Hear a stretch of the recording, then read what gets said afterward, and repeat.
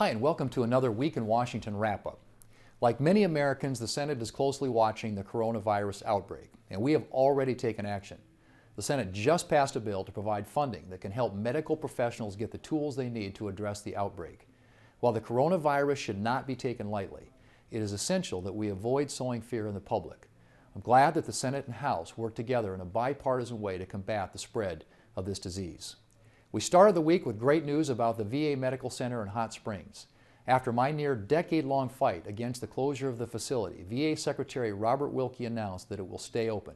He made the announcement following a productive stakeholder meeting at the Hot Springs facility with me and the rest of the South Dakota delegation in attendance. I'm incredibly proud to have worked with the community to accomplish this win for all generations of our heroes. The annual AIPAC conference was this week in Washington. I met with attendees to talk about Israel's and America's strong relationship. Israel is a key ally and a beacon of democracy in a notoriously unstable and dangerous part of the world. I've always been protective of our partnership with Israel, and I will continue to work in the Senate to support and strengthen it. The Commerce Committee heard from experts over concerns about the security of global communications infrastructure.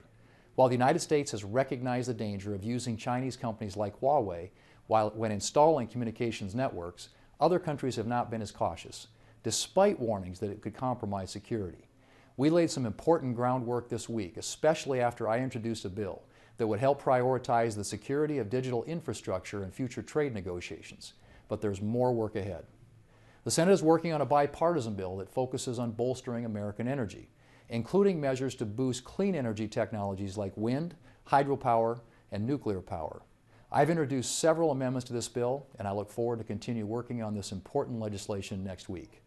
Thanks for listening to my take on the critical items in Washington this week. We're working every day to make this country stronger and safer.